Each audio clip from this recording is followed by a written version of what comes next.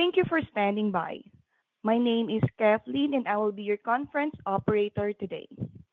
At this time, I would like to welcome everyone to the ServiceNow second quarter 2025 earnings conference call. All lines have been placed on mute to prevent any background noise. After the speaker's remarks, there will be a question and answer session. If you would like to ask a question during this time, simply press star followed by the number one on your telephone keypad. And if you would like to withdraw your question, press the star one again. I would now like to turn the call over to Darren Yip, Senior Vice President, Head of Investor Relations and Market Insights.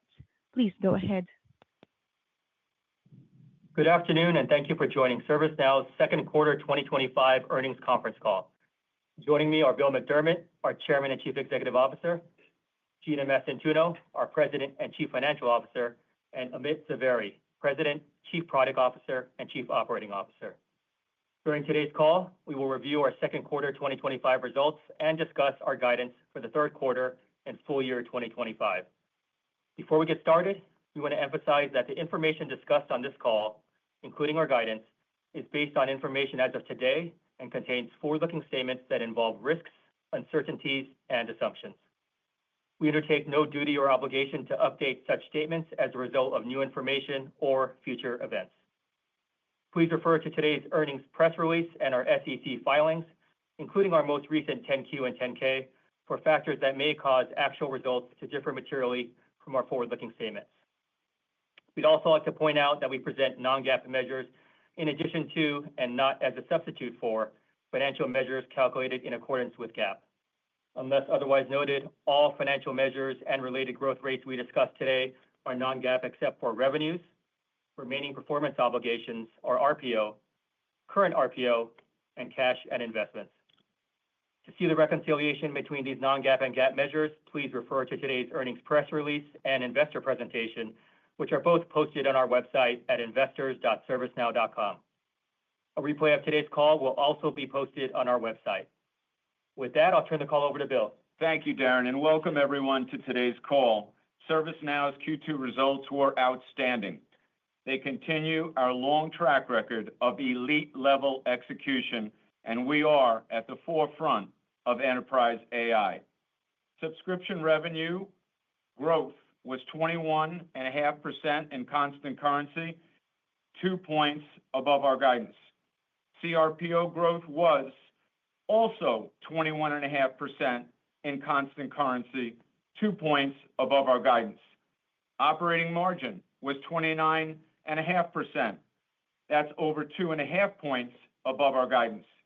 Free cash flow margin was 16.5%, up 3% year on year. We had 89 deals greater than $1 million in net new ACV.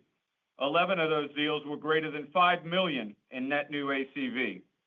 All our workflow businesses performed very well in the quarter. Technology workflows had 40 deals over $1 million, including 4 over $5 million. ITSM, ITOM, ITAM, security and risk were all in at least 15 of the top 20 deals. CRM and industry workflows continued its strong momentum in 17 of our top 20 deals, with 17 of those deals over $1 million. And core business workflows also had a great quarter in 16 of the top 20 deals, with 7 deals over $1 million. The global environment is the fastest changing in history. Outcomes like beat and raise are a testament to the ServiceNow AI platform, our world-class team, and partner ecosystem. Let's talk about what's driving the growth. It's AI, data, and workflows.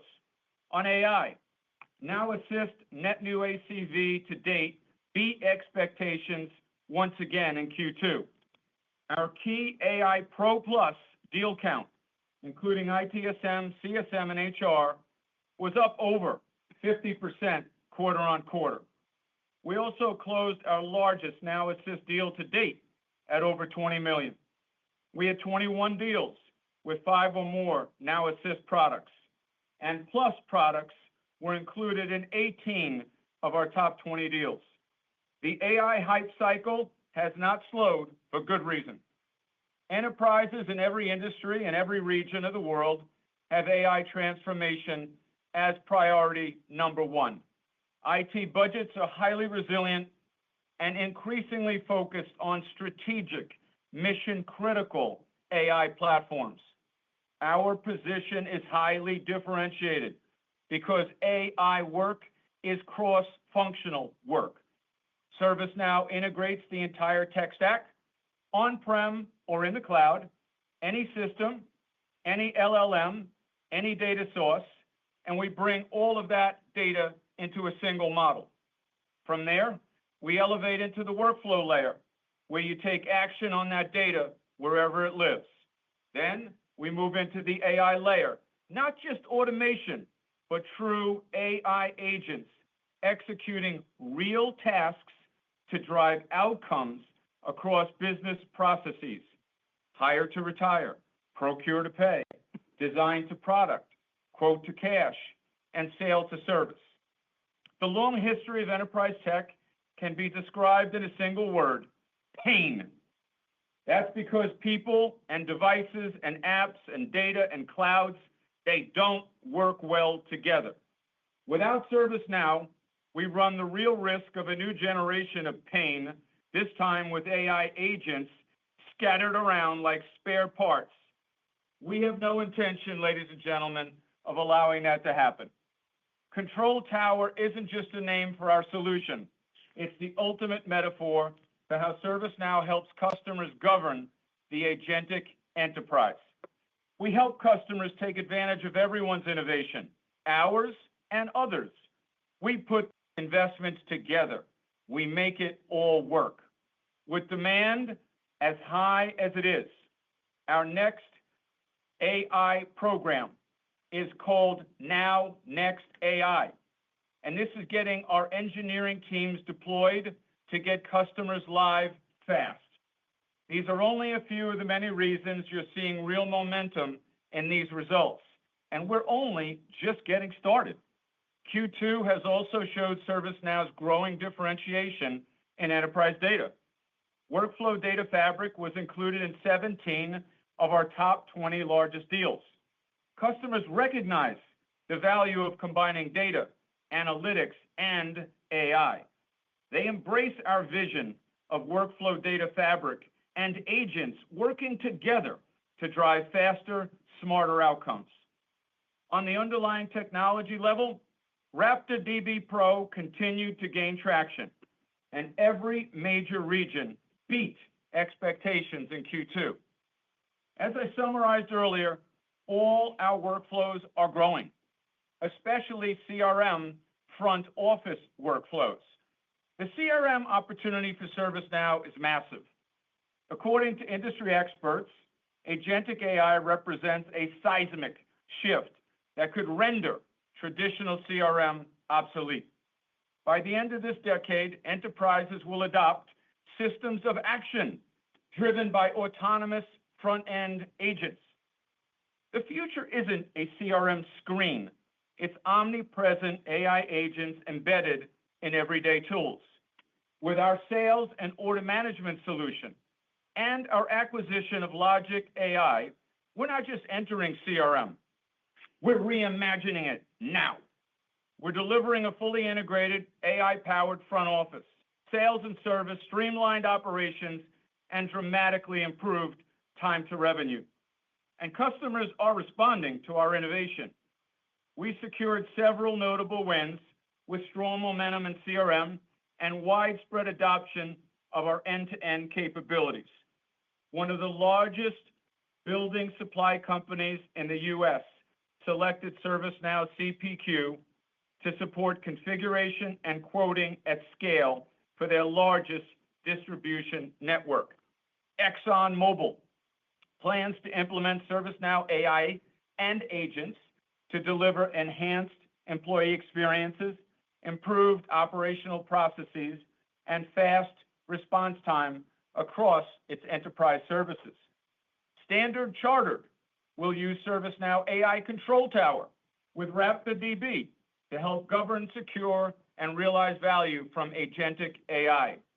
Merck and Company is adopting the ServiceNow AI platform to transform security operations, enhancing control over IT assets, reducing risk, and strengthening data compliance across the enterprise. The state of California is using ServiceNow CRM across multiple departments to better serve its constituents, employees, and the business community. Banco do Nordeste do Brasil is transforming customer service with ServiceNow AI, delivering tailored solutions that anticipate customer needs and deepen engagement across the broad network of customers and partners. Intuit is expanding its long-time relationship with ServiceNow to remove friction with done-for-you agentic AI experiences for their employees. Starbucks, a multi-year ServiceNow customer, is using our AI capabilities to enhance its technology ecosystem, rolling out ServiceNow and select support centers to drive greater satisfaction at every touch point. The North Carolina Department of Transportation will use ServiceNow AI Control Tower to govern all of their AI solutions across the agency, ensuring industry compliance and control as they scale their modernization efforts. In a very exciting new partnership, CapZone, Impact Investments, and ServiceNow are developing a national network of next-gen solutions to modernize mission-critical facilities. ServiceNow's risk management, enterprise asset management, and AI-powered automation capabilities will create a fully digital maritime manufacturing capability in the United States. There's no greater satisfaction than seeing world-class brands working with ServiceNow. There's no better example than our great partner and friend, NVIDIA. They are redefining employee support with ServiceNow AI, with intelligent AI agents that proactively resolve issues, deliver personalized help, and provide answers in milliseconds. Customers are not only choosing our tech, they're investing in our team. Under Amit Zaveri's leadership, our product, engineering, and design teams are the best in the enterprise. They're building too much net new innovation to cover in these remarks. That's a good thing. ServiceNow has delivered a complete, integrated, enterprise-ready agentic platform for every agentic requirement. This includes AI Control Tower, AI Agent Fabric, and a no-code AI Agent Studio. In just 60 days, we've already surpassed our initial net new ACV expectations for AI Control Tower for the full year. Today, we're announcing Agentic Workforce Management, a new standard for hybrid team leadership.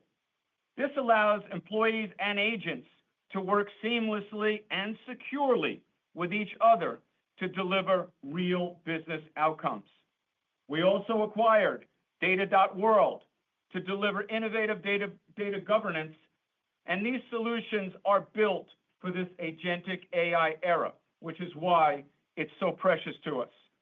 This is the only data catalog platform built on a knowledge graph with the highest user adoption in the data catalog and governance category, period. We just have so much to talk about in this company right now. The partnership expansions with NVIDIA, UKG, Zoom, and countless others are illuminating the centricity of ServiceNow in enterprise AI. That's why we see new recognition in Forrester Waves, IDC MarketScapes, and Gartner Research. It's why millions are applying to work for the company so they can be part of this movement. We made an intentional choice at ServiceNow to put AI to work for people. Yes, ServiceNow AI is driving substantial productivity increases for our customers. And while efficiency and productivity are major benefits, it doesn't stop there. This is a breakthrough innovation elixir unlike anything we've ever seen in human history. People and AI together will create new businesses, new discoveries, and catalyze economic growth in every corner of the world. The world works with ServiceNow because we are delivering AI to empower people everywhere so they can be the ones who lead their organizations forward to new horizons. I'll leave you with this point. Analysts predict agentic AI will be ubiquitous, embedded in software, platforms, and applications, transforming user experiences and workflows. AI is the new UI, and that's why the software industrial complex of the 21st century is converging into ServiceNow as the extensible AI operating system for the agentic enterprise. This gives us a monumental future of value creation for our customers and shareholders. Thank you for your time. Now I'll hand things over to our President and Chief Financial Officer, Gina Mastantuono. Gina, over to you. Thank you, Bill. Q2 was a spectacular quarter across the board. We significantly beat the high end of our guidance across all top line and profitability metrics. Among many highlights, strong adoption of our Now Assist products continued, outperforming expectations in the quarter once again. AI efficiencies internally were also a meaningful tailwind to margin expansion. Let's get into the details. Q2 subscription revenues of $3.113 billion, growing 21.5% year over year in constant currency, 200 basis points above the high end of our guidance range, driven by strong execution and some early on-prem renewals. RPO ended the quarter at approximately $23.9 billion, representing 25.5% year over year constant currency growth. Current RPO was $10.92 billion, representing 21.5% year over year constant currency growth, a 200 basis point beat versus our guidance. From an industry perspective, transportation and logistics delivered a standout performance, net new ACV over 100% year over year. Technology, media, and telecom had a fantastic quarter, growing over 70% year over year. Retail and hospitality and energy and utilities also saw strength, each growing over 50% year over year. Once again, we achieved a robust 98% renewal rate, showcasing ServiceNow's strategic importance as the AI platform for business transformation. We ended Q2 with 528 customers generating over $5 million in ACV. What's more, the number of customers contributing $20 million or more increased by over 30% year over year. We closed 89 deals greater than $1 million in net new ACV in the quarter, including 11 deals over $5 million. In Q2, all top 20 deals included 5 or more products, illustrating the power of our platform. Our continued focus on winning the right new logos also bore fruit in Q2. We landed 11 deals over $1 million in net new ACV, including 2 over $5 million, growing average new logo ACV over 100% year over year. Within CRM, our push into the front office gained further momentum in the quarter. The addition of Logic.ai is already driving explosive growth in CPQ, with 9 deals closed in June alone. Our Now Assist net new ACV to date also continues to trend very well, beating expectations once again, fueled by an increase in both deal volume and size quarter over quarter. As Bill noted, this included 21 deals with 5 or more Now Assist products. Our unique platform approach to AI is clearly resonating with customers. Our newest Plus SKUs products are off to a stellar start. ITAM Now Assist net new ACV surged nearly 6x quarter over quarter, with average deal sizes more than tripling. Now Assist for SecOps and risk combined saw net new ACV more than double quarter over quarter. Our flagship products are also delivering exceptional results. ITSM Plus and CSM Plus deal volume quadrupled year over year, while ITOM Plus tripled and HRSD Plus doubled. And in Creator, Now Assist average deal sizes also quadrupled year over year. Turning to profitability, non-GAAP operating margin was 29.5%, over 250 basis points above our guidance, driven by our top-line outperformance, AI OpEx efficiencies, and the timing of marketing spend. By utilizing our own AI innovations in-house with Now on Now, we leverage tools like Code Assist and code generation to unlock significant capacity for our engineers. Our free cash flow margin was 16.5%, up 300 basis points year over year. We ended the quarter with a robust balance sheet, including $10.8 billion in cash and investments. In Q2, we bought back approximately 381,000 shares as part of our share repurchase program, with the primary objective of managing the impact of dilution. As of the end of the quarter, we had approximately $2.6 billion of authorization remaining. Together, these results continue to demonstrate our ability to drive a strong balance of world-class growth, profitability, and shareholder value. Moving to our outlook. As I called out last quarter, U.S. federal agencies are navigating changes from tightening budgets to evolving mission demands. The team executed very well against that backdrop as market conditions played out as we anticipated in Q2. We remain confident that our guidance appropriately reflects these trends heading into Q3 and continues to set us up for success for the remainder of the year. I would also note that my commentary for both 2025 and Q3 does not include any contribution from MoveWorks, which we expect to close late in the second half of 2025 or early 2026. With that in mind, for 2025, we are raising our subscription revenues by $125 million at the midpoint to $12.775 billion to $12.795 billion, representing 20% year-over-year growth or 19.5% to 20% on a constant currency basis. We continue to expect subscription gross margin of 83.5%, operating margin of 30.5%, and free cash flow margin of 32%. Finally, we expect GAAP diluted weighted average outstanding shares of 210 million. For Q3, we expect subscription revenues between $3.260 billion and $3.265 billion, representing 20 to 20.5% year-over-year growth or 19.5% on a constant currency basis. We expect CRPO year-over-year growth of 18.5% or 18% on a constant currency basis. As a reminder, this includes 200 basis points headwind due to our larger than average customer cohort that renews in Q4. We expect an operating margin of 30.5%. Finally, we expect 210 million GAAP diluted weighted average outstanding shares for the quarter.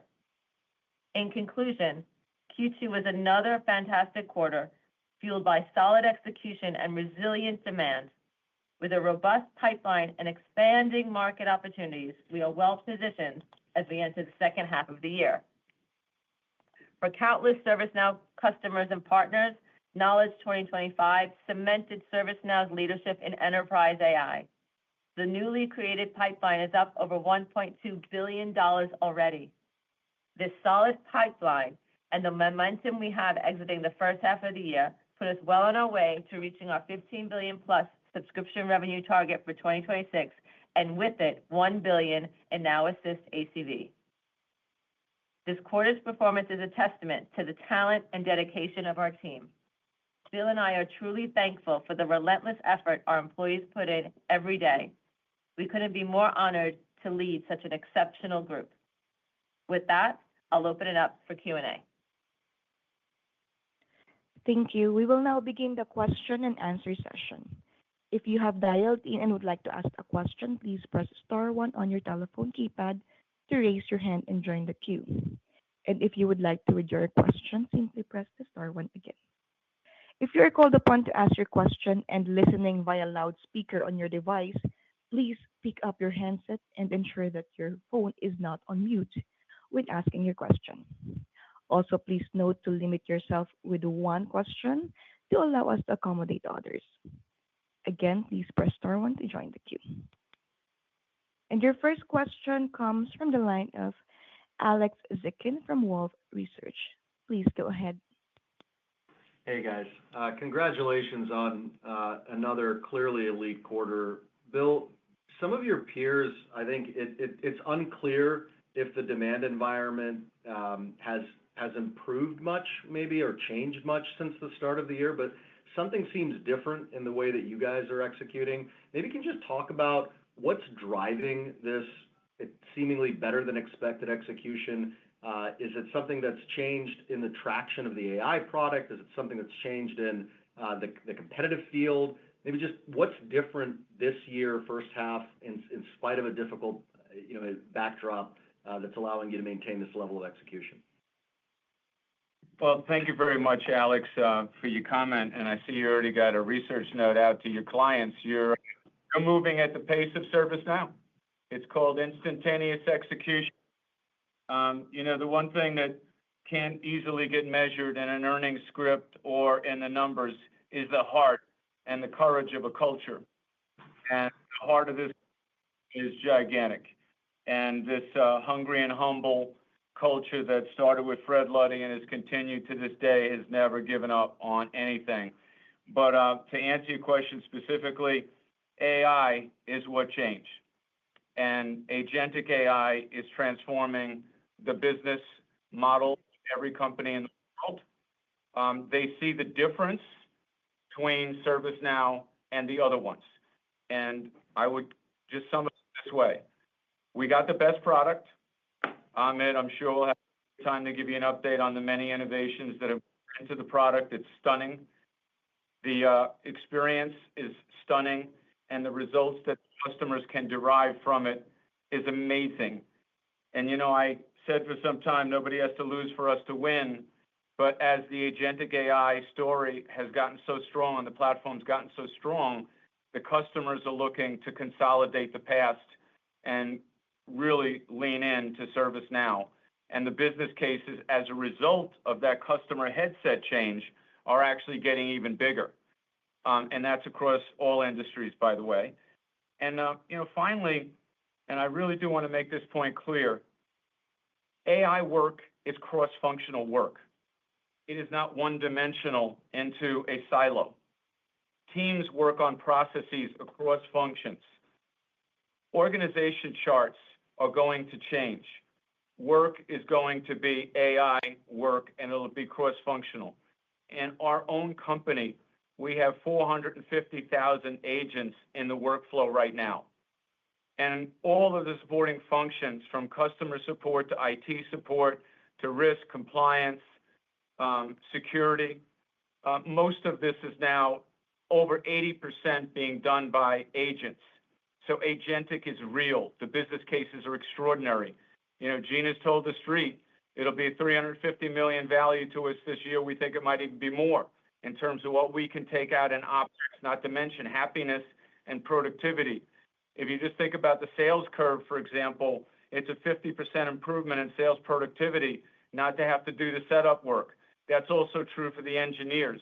So this is a fundamental step function change, and you can only get exponentiality out of thinking across company.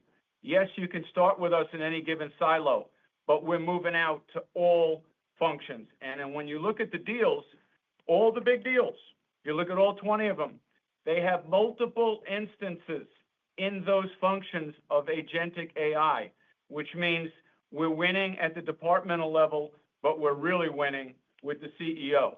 We've become the CEO's agentic AI story in enterprise software. And notice I didn't say SaaS. We actually don't live in a SaaS neighborhood. We live in an enterprise AI neighborhood on a one-of-one platform. And that differentiation is now being comported to our customers and to our partners in a clear and articulate manner. And that's why we're different. Super clear. Maybe, Gina, just quickly one for you. There's a lot of anxiety, I know, from the investor community about DOGE, about federal activity in general in the public sector. It seems like it delivered to your expectations, but maybe can you give us a flavor for the pipeline, the conservatism in the numbers for Q3, and how we should think about that in the back half? Thank you, guys. Yeah, great question, Alex. So market conditions played out as we anticipated, and the team executed extremely well against that backdrop. Our federal team is just the best in the business, and I couldn't be prouder of them. And despite the noise, actually in the quarter, U.S. public sector closed 6 new logos in Q2 alone. And so, again, just continued to execute despite the uncertainty. That being said, for the remainder of 2025, we're absolutely building prudence in around our assumptions for U.S. Fed, right? And so they continue to navigate tightening budgets and shifting mission demands with increasing urgency. So we feel good that our guidance contemplates appropriately those trends into Q3. And, you know, I feel good about where that stands. Your next question comes from the line of Mark Murphy of JP Morgan. Please go ahead. Thank you so much, Bill. With the AI control tower, I think you said it was beating targets for the full year already, and it's only July. It's hard to comprehend. Are you seeing signs that customers might use that as the central control plane for all of their agents, including third-party agents from OpenAI and Microsoft and others? And then if the Nematron LLM, the one that you're building in conjunction with NVIDIA, if that succeeds, do you think the ServiceNow agents can offer better reasoning and maybe start to replace the third-party agents so they don't spread around like spare parts? I think that was your term. Yes, it was my term. And Mark, thank you very much for the question. I'll make the big point on the AI platform for business transformation, and then Amit will give you some color on the product, and I think you're going to be extremely excited. But here's the idea. Think about any cloud, okay? Any cloud. We're the only ones that cooperate with all three of the hyperscalers. Oracle too. Think any data source. When I say any data source, think about those systems of record. Think about those data warehouses and data lakes. Think about any model. So any LLM model, all of them, they're all good. They all do different things and they're all good. And think about any agent. So these agents need to be managed, just like people need to be managed. So our AI controller will manage our agents and all the other ones too. And yes, Mark, the big picture is a CEO should want ServiceNow's AI platform for business transformation. They should want our AI controller to manage not just our agents, but all the other agents too. These agents will team up, they will work together, and they will collaborate together across business processes. And in many ways, the early results of what we see is the agents are a lot more collaborative and more team-oriented and more results-oriented than people. So this is going to be a real fun one to watch, and I'll let Amit give you some color on the products. All right, thank you, Bill. So Mark, as Bill was mentioning, the AI Control Tower definitely provides the central nervous system and ability to really manage all the complexity companies have with AI deployments. But beyond that, as we talk about adopting various large language models for our reasoning engine, of course, we made a lot of good progress with NVIDIA in the Nematron model. And that's one of the options we do provide customers, and that has given ability to really speed up the reasoning, planning, and execution of any request we get to our AI system. And then we still continue to make sure that we provide this other choices, be it OpenAI, Gemini, as well as Claude, for customers to choose other models which make sense for their use cases. But we provide prescriptive ways through our AI Control Tower to select the right ways for executing our planning engine for those use cases as well. So that continues, and our investments in AI are paying off for customer use cases, which are getting bigger and bigger every day. Thank you so much, and congratulations. Thank you very much, Mark. Thanks, Mark. Your next question comes from the line of Brad Zelnick of Deutsche Bank. Please go ahead. Great. Thank you so much. Bill, ServiceNow, you guys have outlined very bold ambitions within front office workflows. Now with Logic AI closed, can you talk more about the most immediate opportunities, whether it's service, sales, or marketing, and where do you see the lowest hanging fruit right ahead of you? Thank you. Thank you very much, Brad, for the question. First of all, the CRM opportunity for ServiceNow really is huge. And, we've moved away from a CRM screen, and AI agents are going to be embedded in an omnipresent way in everyday tools, and no more swivel chairing. The workflows will be organized, they'll be agentic, and legacy systems will, be a customer's choice, but they'll see the difference between end-to-end order, fulfill, and service on one common platform.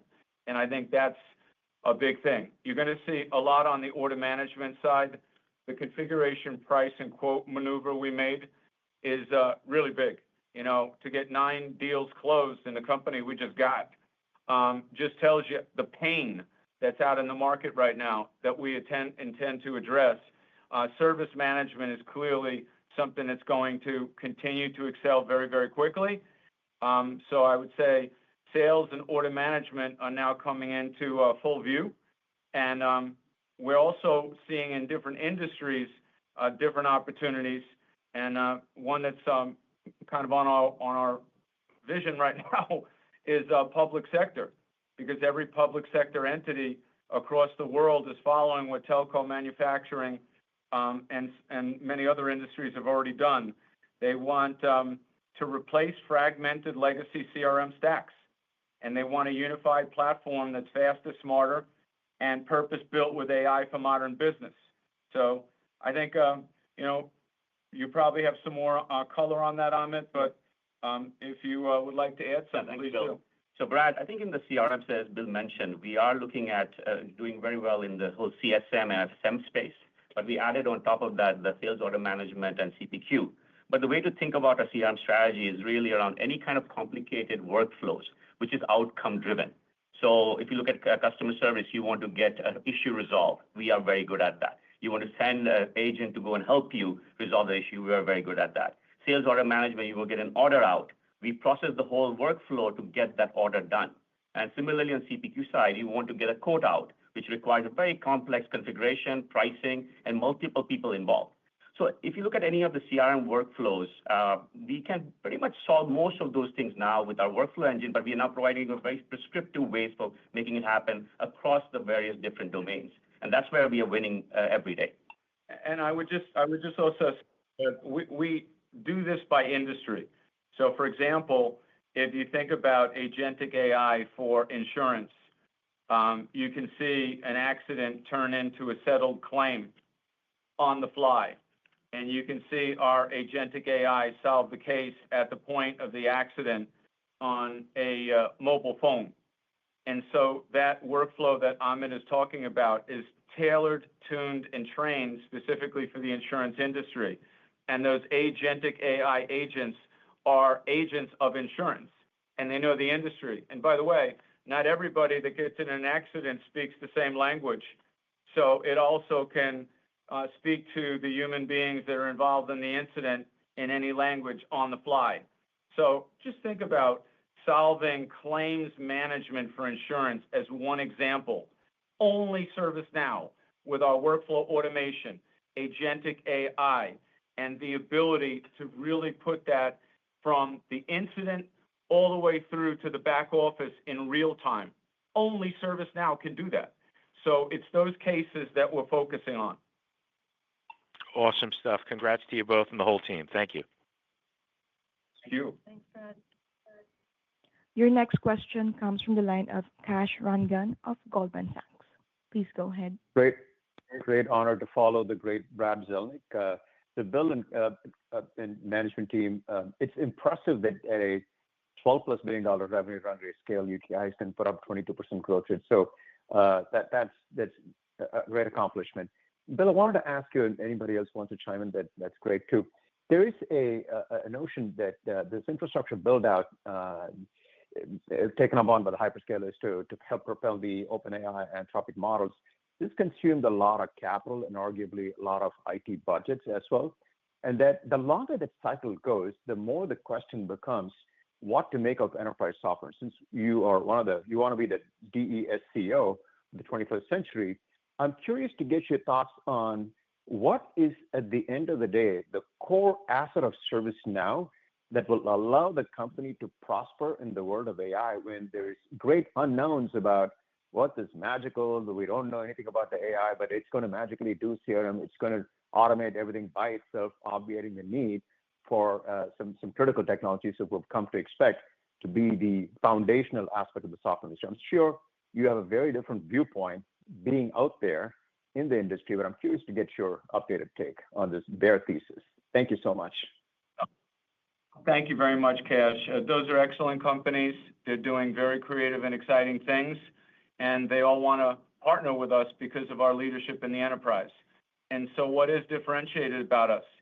1 trillion transactions, 65 billion workflows in flight across a global economy. Think about compliance. Think about the regulatory environment. Think about the risk posture. Think about data complexity. Think about the enjoyment that they get from the ServiceNow platform, where it is a domain-specific platform, where it's secure, it's lightning fast, and it's inexpensive to run. And it integrates with all these exciting new companies. They are exciting, but there's also a complexity around enterprise-ready solutions that takes time. And so I think as that time is passing, we're not sleeping. We're getting stronger and better by the day.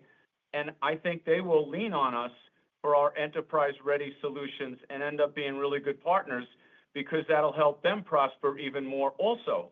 So it's interesting to me that you ask such an intelligent question, and that's why I believe we're the best positioned enterprise software company in the world, which is why I repeatedly say we don't live in a neighborhood. We're actually inventing our own paradigm of the agentic AI enterprise and what it's going to look like. We're not following anyone else's path. And some of that was good luck because the platform started by Fred Luddy, started in IT because IT people knew it best. But it quickly migrated to the employee and the customer and the engineer, and now it's across the board, including business operations. We understand the complexity of the enterprise. And if you think about 6 decades of complexity and pain, to understand that takes a lot. And also, those excellent companies that you mentioned, they're busy with other things. And so I think they're going to lean more into ServiceNow, not less into ServiceNow, but there will be others that will become obsolete. And, the market will determine the rules of the game, but I'm into questions now where customers are saying to me, why do I have 10 of these and 8 of those and 11 of the other things? Can you just get them out of here? Because I want the savings. So it's the customer that's driving this. And when they hear, any cloud, any data source, any LLM model, any agent, we cooperate with the whole ecosystem so all of your investments are secure on our clean pane of glass across the enterprise. That's when they realize it's a different company I'm dealing with here. They're not like everybody else. Exemplary. Thank you so much. Thank you, Cash. Your next question comes from the line of Karl Keirstead of UBS. Your line is now open. Oh, thank you. Bill, I'm just wondering if you saw any even incremental change in broadly the selling environment in 2Q. What I'm getting at is, perhaps 3 months ago in the midst of fairly historically high level of customer uncertainty about macro tariffs, maybe that resulted in some hesitation, and perhaps with the storm passing, the environment got a little bit better in May, June. I don't want to put words in your mouth, but I'd love to hear you describe how that demand environment changed, if at all. Thanks so much. Well, thank you very much, Mr. Carl. I don't think the demand environment changed dramatically. I think the demand environment is wide open for AI innovation. Obviously, the workflow data fabric and a change in CRM, those are transformative things that have remained very consistent here, and the customer's wallet is wide open for that level of innovation. I don't think it's as much the demand environment changing as it is the same, in the sense that change, geopolitical scenarios, economic tariff scenarios, all these things have become the new norm. And so companies in preparation for that need an agentic AI layer of technology to operate their companies. I mean, just think of an auto manufacturer. If they have to respond to a tariff scenario, they don't have time to change the rules in a very large system. They want to in real time. change the pricing or the supply chain methodology or the partners that are going to sign up in different countries to advance the lower cost nature of what they have to give to their consumer to actually sell a car. But this is true in all industries. Everything is changing. And if the industry isn't changing or responding to a global scenario like that, they have to change to new skills for a new workforce and a new paradigm, new ways that customers will experience a relationship with their product. And if it's not seamless, if it's not gorgeous, and if you don't meet them with an agentic AI agent when everyone else is sleeping, they know you don't get it. So this is a once-in-a-lifetime chance for a true native AI thinking company like us. We think AI. Everything is AI. And so every industry, every scenario, every relationship plan revolves around these proof of concepts where we can go into C-suite decision makers and show them how they can go from this position to a new paradigm. And they all want it. And in some cases, you're right. Budgets have been moved around to do different and exciting things, and they should. But at the same time, when you can lay a business case on them for the enterprise that complements everything else beautifully, they're all in. So our biggest challenge is just making sure we stay in front of the C-suite. It's not just one C-suite member that's making these decisions. Decisions are being made in teams. And that's why I say cross-functional work is AI work. And that's where we have thrived, and that's where we need to continue to win. Got it. Helpful, Bill. Thanks. Thank you, Carl. Your next question comes from the line of Matt Hedberg of RBC Capital Markets. Your line is now open. Great. Thanks for taking my questions. Congrats from me as well. The success with Pro Plus is certainly stunning, and the Now Assist ACV target is something that obviously we still all think about from Analyst Day. I'm curious, as you've started to see some early consumption adoption with Now Assist packs, can you talk about how those are resonating with customers, how they're using them, and how you might think that revenue source could grow? Yeah, so this Pro Plus has been adopted very quickly by customers. I mean, the way we allow customers to do is they have a bunch of assists available as part of the Pro Plus subscription. And our usage has gone up, 9x over the last 3 months. So it has been now customers are using different use cases. As soon as they start getting agentic use cases deployed, they start consuming this assist, and they keep on adding more and more Pro Plus capabilities in the deployments as well. So it is starting to grow, and our revenue associated with Pro Plus, you just saw the numbers, that continues to grow because of the way we have delivered this. And I would just add, Matt, continues to grow above expectations, and we feel really good about the guide that we put out there for $1 billion in ACV by 2026. Congrats. Thank you. Thanks, Matt. Your next question comes from the line of Keith Weiss of Morgan Stanley. Please go ahead. Excellent. Thank you guys for taking the question, and congratulations on another really solid quarter from ServiceNow overall. Perhaps a question for Gina, more on the margin side of the equation. Outperformed really nicely in Q2 on overall operating margins. Both you and Bill are talking about some what seem like pretty significant productivity enhancements and productivity gains in engineering and sales productivity. Yet the full year operating margin guide remains stable at 32%, 30.5%, sorry. Is there incremental investments that you guys are making perhaps in the sales engineers to get people up and running on Now Assist, or are there timing differences that we should be aware of? Or is it just conservatism in the guidance that more of that productivity gain doesn't flow through into the full year operating margin guide? Yeah, great question, Keith. Not surprised by it. So really thrilled with the productivity efficiency gains that we're seeing from AI. We talked about at Knowledge, $100 million in savings in headcount alone in 2025, and we're seeing that come to fruition as planned. Part of the Q2 upside, as I noted in my prepared remarks, was driven by the timing of marketing spend, some of which has shifted into Q3 and Q4. So that doesn't impact the full year outlook. In addition, we're maintaining some prudence expense management to ensure we can absorb any potential margin headwinds from MoveWorks if it closes in the back half of the year. And lastly, I would say we're definitely still investing for growth to meet demand for AI transformation. So think about hiring quota-bearing sales and engineers while leaning in very heavily from an R&D and technical selling perspective, specifically on AI talent. And so we're 100% seeing the efficiencies. I'm not being prudent because I don't think the efficiencies are coming through. I'm just reserving the opportunity to lean into investment because the opportunity we're seeing with AI is so massive.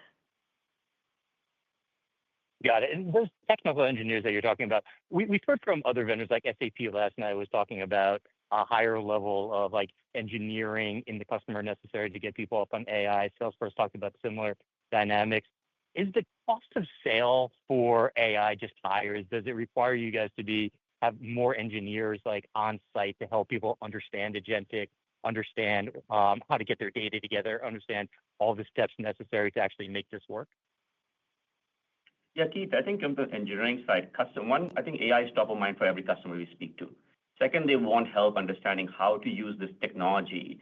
And the best people who can help them are people who have built some of these things. So we are really working and co-innovating in most of the cases with the customer. It's not like going and working with customer, but we're bringing a lot of that capabilities back into a product and building out more and more IP.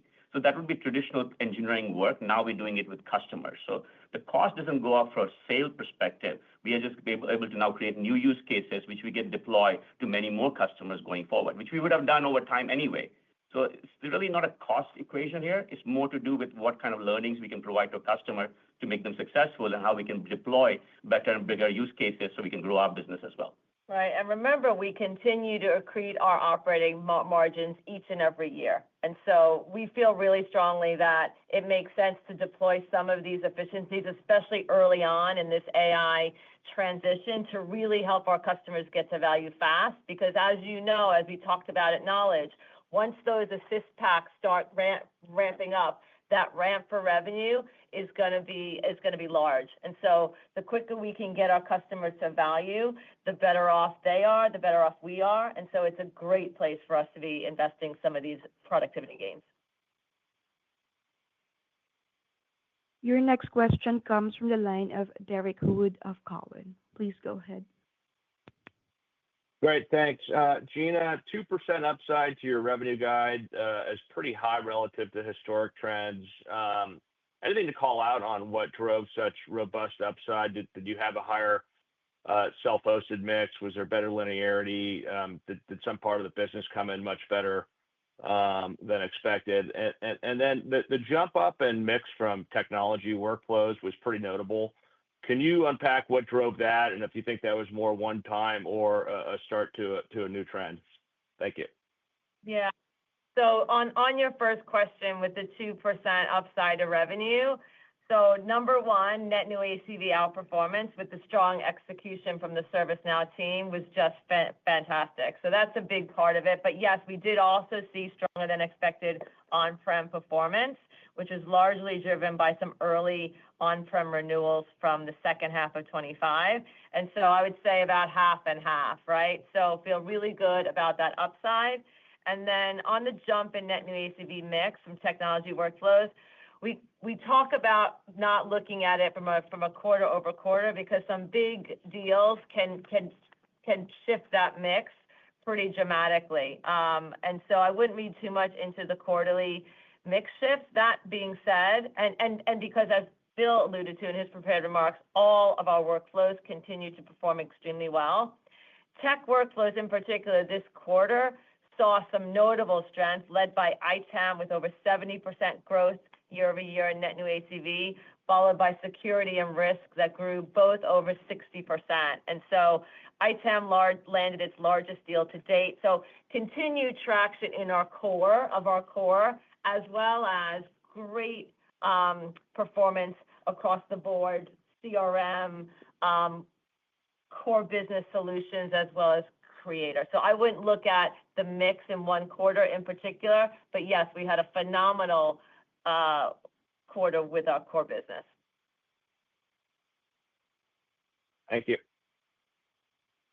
Thanks, Derek. Your next question comes from the line of Mike Cikos of Needham. Please go ahead. Great. Thanks for taking the questions here, guys. It's impressive to see the results here, and I know we're talking about a massive amount of innovation for the platform. We're talking about RaptorDB, what's happening with Now Assist.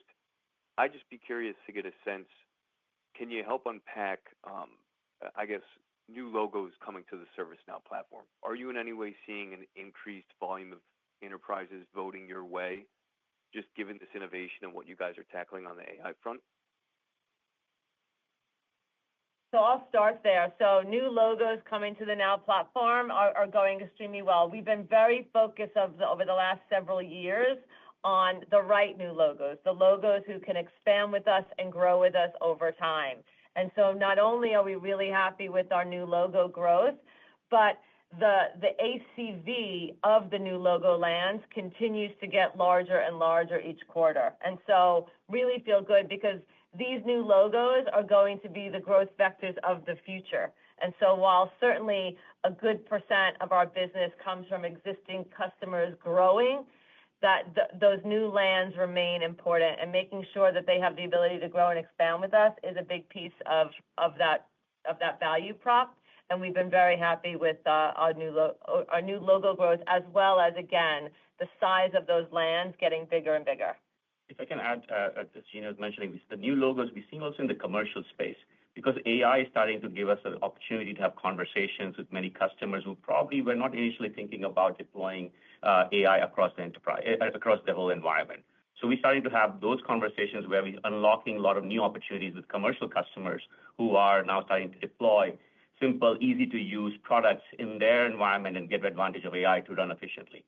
And Mike, just to reiterate what I said in my prepared remarks, we landed 11 deals with new logos over $1 million in net new ACV, 2 over 5, and average new logo ACV grew over 100% year over year. So really feel good about our new logos. That's great to hear. And maybe just for a quick follow-up, I know in the prepared remarks, Bill had also cited this Now Next AI program. Can you just elaborate on that? Is there any additional hiring for that engineering team that we should anticipate? I'm assuming if there is, it's in the guide, but does that touch on enterprises versus commercial versus what we were just talking about? Any color on that program would be helpful. Hey, Mike, for Now Next AI program, it is really a very senior level, very strategic customer-related program, which we started a C-suite and start working with the leaders over there in the customer side to figure out what are the use cases, how we can help them really accelerate their ability to adopt AI. So from that perspective, we have a lot of people already inside ServiceNow who have a lot of expertise in AI. We're bringing our engineering team talent, our sales consulting talent, solution consultant talent into those conversations. It's a much more deliberate, clear fashion versus starting at the bottom and then taking our time to really grow that conversation.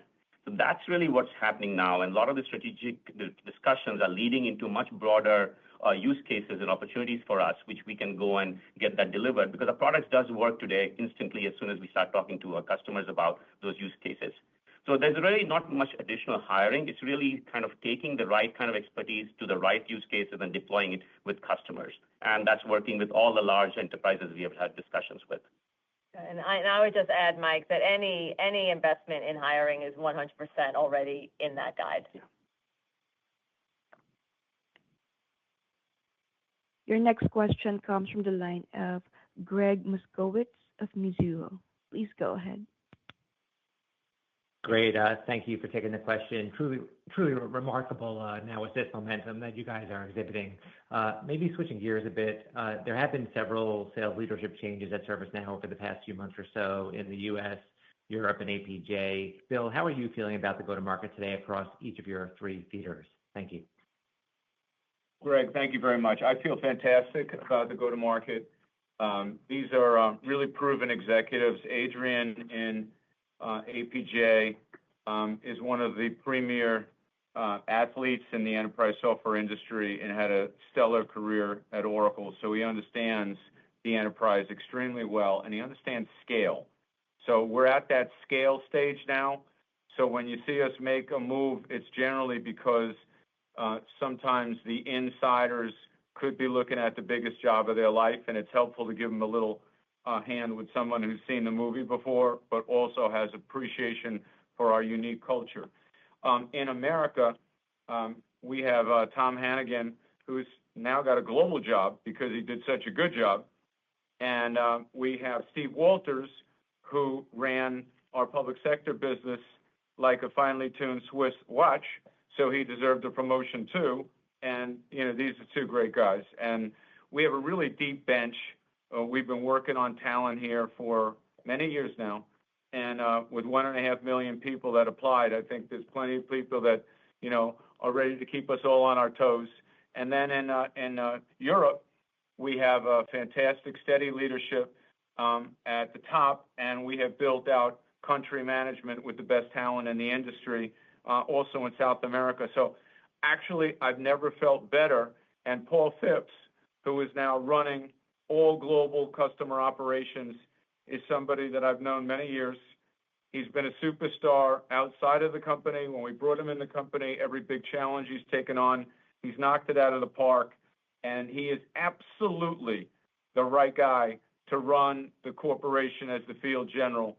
And in teaming up with Amit and obviously the rest of our colleagues, I just think he is just the best of the best. So I couldn't be happier with the field that we have at the top of the house.